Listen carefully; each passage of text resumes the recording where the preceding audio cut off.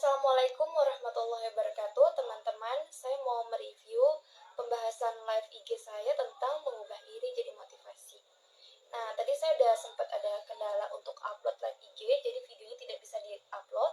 Tapi saya mau mereview kembali bagi teman-teman yang mungkin belum sempat untuk menonton pembahasan saya. Nah, iri jadi motivasi. Yang pertama adalah pengertian dari iri sendiri ya. Jadi kalau iri itu merupakan suatu perasaan di mana kita menginginkan apa yang orang lain punya gitu ya. Menurut Aristoteles, iri juga disebabkan adanya tendensi orang itu untuk tidak suka melihat kebahagiaan orang lain karena dia menginginkan hal yang sama. Iri juga bisa kita artikan sebagai suatu perasaan di mana kita kayak sedih banget, kok aku tuh sedih banget ya lihat temanku sukses punya mobil, sementara kita yang pengen punya mobil, punya rumah, tapi kita nggak bisa seperti itu. Nah, iri itu bisa berkembang jadi yang namanya Schadenfreude. Schadenfreude itu perasaan susah melihat orang lain senang dan perasaan senang melihat orang lain susah. Jadi iri bisa menjadi bibit-bibitnya Schadenfreude. Jadi kita misalnya senang nih lihat orang lain susah, tapi kita nggak bahagia atau kita marah pada saat melihat orang lain senang. Kemudian yang kedua ada jenis-jenis iri. Nah, iri itu ada yang namanya benign envy atau iri yang sifatnya jinak, dan ada malicious atau iri yang sifatnya ganas. Kalau iri yang sifatnya jinak ini, dia menginginkan apa yang orang lain miliki, tetapi pada akhirnya sama-sama punya. Dia pun punya, orang lain pun punya.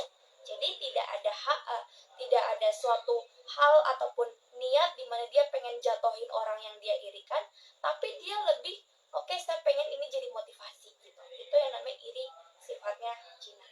Kemudian kalau iri sifatnya ganas adalah dia pengen kepunyaan orang lain, tapi dia berusaha gimana nih aku harus bikin dia hancur, baik secara psikis. Ada orang yang sukanya mencari-cari kesalahan orang lain gitu, berusaha untuk seakan-akan dia yang lebih superiority gitu kan dibandingkan orang lain. Nah, itu iri hati yang sifatnya jahat. Jadi ada unsur di mana pengen ngejatuhin orang tersebut. Terus penyebab iri bisa juga dikarenakan muncul itu karena dia merasa rendah diri atau merasa inferiority terhadap keadaannya. Nah, menurut psikologi Adlerian atau teori Adler, sebenarnya kita itu punya kecenderungan untuk inferioritas ya, atau untuk merasa rendah diri. Tapi yang jadi masalah adalah kalau rendah diri kita ini sampai yang ke tahap yang ekstrim, di mana kita merasa nggak bisa apa-apa, merasa orang lain yang paling bisa, sehingga kita jadi gampang banget buat ngebanding-bandingin diri kita sendiri sama orang lain. Kok hidup aku tuh nggak kayak gini ya? Itu bisa jadi bibit-bibit iri gitu ya. Nah, terus selanjutnya saya juga pernah mengalami rasa iri, tapi saya gimana nih mengkompensasi? Saya berawal dari rasa rendah diri pada saat umur 11 tahun, tapi terus saya kompensasi sampai akhirnya saya menyadari bahwa ternyata saya punya banyak kemampuan. Dulu saya belajar musik, saya pikir kalau kemampuan saya hanya di musik, tapi ternyata seiring bertambahnya waktu saya menyadari bahwa aku bisa dengan caraku sendiri. Nah, kemudian gimana cara mengatasi iri? Bagaimana cara mengatasi inferioritas tadi yang akhirnya membuat kita jadi iri banget sama orang? Yang pertama adalah terima dulu perasaan kita. Jadi kalau kita marah, kita sedih atas kebahagiaan orang lain, atau kita sedih melihat teman kita sukses sedangkan kita gagal pun, it's okay. Karena emosi itu harus divalidasi. Karena kalau emosi tidak divalidasi, ujung-ujungnya nanti akan menjadi suatu hal yang terpendam dan jadinya jadi unfinished business atau sesuatu yang tidak selesai gitu. Jadi emosi itu harus kita validasi. Ketika kita marah sama sesuatu yang orang lain miliki, gak apa-apa, oke, aku lagi gak baik-baik aja, terima dulu. Kemudian yang selanjutnya adalah pertimbangkan. Kalau saya menginginkan kepunyaan orang lain, saya ingin atau saya hanya sekedar mau, hanya sekedar ingin, atau saya benar-benar butuh. Jadi kita pertimbangkan. Jangan-jangan kita pengen punya rumah bagus, kita pengen jadi penulis, kita tuh bukan jadi kebutuhan kita gitu, tapi kita cuma pengen aja. Yang sewaktu-waktu itu bisa kita tinggalkan kapan saja. Kemudian adalah dekati orangnya. Kebanyakan orang iri akan menjauh.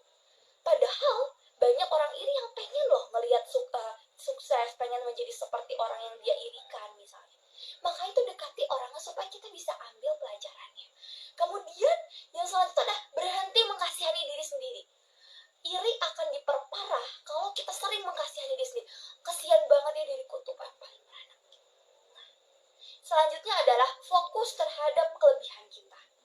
Walaupun orang lain tidak mensupport, walaupun mungkin banyak orang yang tidak suka, gak apa-apa, karena kita tidak bisa mengontrol atau mengendalikan reaksi orang pada kita. Yang bisa kita kendalikan adalah respon orang pada orang tersebut.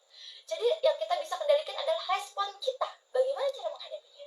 Nah, kita nggak bisa memaksa orang untuk senang sama kita, tapi kita bisa menjadi versi yang terbaik dari diri kita. Konsisten, dan yang paling penting adalah terus tampilkan karya, dan karya. Apapun karyamu dan apapun kemampuan, terus tampilkan. Dan berusahalah untuk jadikan rasa iri ini sebagai energi positif untuk terus melangkah, dan terus melangkah ke depan. Dan di teorinya Adler, kita itu punya kecenderungan untuk rendah diri. Boleh rendah diri, boleh ngerasa insecure. Karena dari lahir, dari bayi kita nggak bisa apa-apa. Dari anak-anak juga kita harus butuh bantuan orang. Boleh kita ngerasa rendah diri. Tapi kompensasi dengan kelebihan yang kita punya. Dan kita boleh berbangga atas diri kita. Artinya kita merasa superior, tapi kita ingat bahwa kita hidup di lingkungan sosial. Artinya walaupun kita superior, kita sudah berada di atas, tapi bukan berarti kita berhak untuk mendominasi orang lain, untuk mengatur orang lain seakan-akan kita lain paling. Itu dia review yang bisa saya sampaikan dari materi yang saya berikan di live IG. Dan untuk menyambut kemerdekaan Indonesia, saya punya satu lagu yang saya ciptakan. Sebenarnya ini lagu saya ke-7 yang mudah-mudahan bisa diaransemen segera. Nah, saya mewakili dari teman-teman disabilitas, ingin menghargai, mengucapkan terima kasih terhadap bangsa kita yang telah berjasa buat kita semua. Indonesia, tanah yang suci. Indonesia, tanah yang menyinari. Kami berdiri dan mumpuni. Sungguh indahnya, terima kasih Indonesia. Dan ada satu lagu lagi, saya mau nyanyikan Jangan Menyerah, karena setiap kita bisa. Syukuri apa yang ada, hidup adalah anugerah. Tetap jalani hidup ini, melakukan yang terbaik. Tuhan pastikan menunjukkan kebesaran dan kuasanya bagi hambanya yang sabar dan tak kenal putus asa. Terima kasih teman-teman. Assalamualaikum warahmatullahi wabarakatuh.